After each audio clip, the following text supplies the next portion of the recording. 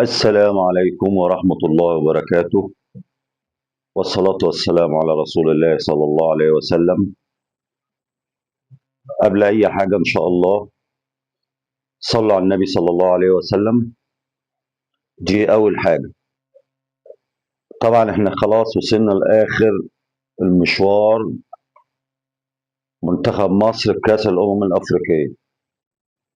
طبعا إحنا خسرنا من السنغال في الدور نصف النهائي 1-0 بالجون بتاع ساديو ماني. طبعا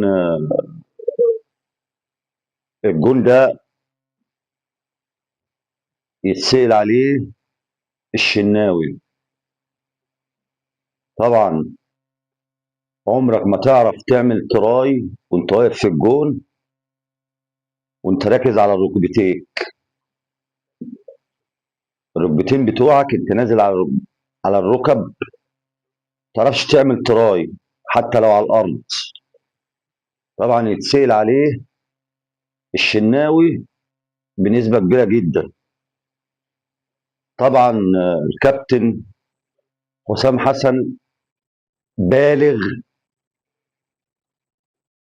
في الطريقة الدفاعية قدام السنغال.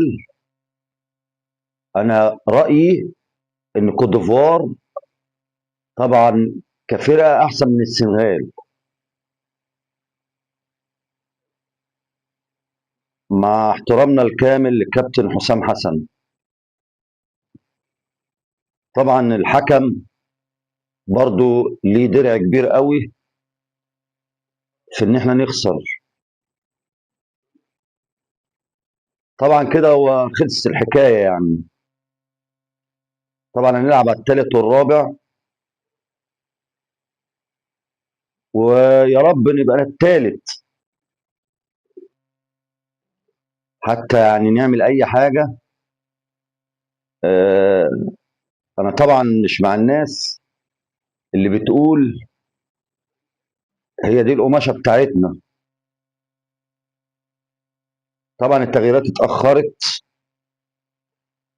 انت شايف مثلا محمد صلاح في الماتش ده معمول عليه الدفاع جامد. ممكن كنت خرجته ونزلت زيزو من بدري، ما هو زيزو لما نزل عمل حركه، ونزلت برضه مصطفى محمد في وقت متاخر. بس احنا بنقول ان احنا مفروض نتعلم من اخطائنا، نتعلم من اخطائنا. فان شاء الله ان شاء الله طبعا احنا هنبقى داخلين على مرحله كاس العالم. يا ريت المنتخب يعمل اعداد قوي ويجيب فرق يلعبها، ودي فرق جامده، عشان احنا هنروح نلاعب ناس غير اللي لعبناهم في افريقيا خالص. ده مستوى عالي. فريق الاعداد يبقى كويس. وطبعا زي ما انا بقول لكم، طبعا يعني احنا بلغنا جامد جدا في احترامنا للسنغال. ما انت لو لعبت، يعني انت لو جيت الشوط الثاني عديت العشر دقائق الاولانيين من الشوط الثاني وغيرت التغييرات دي، كان حتى بقى لنا شكل. ما كده كده هنتغلب واحد زي اتنين زي تلاتة زي أربعة.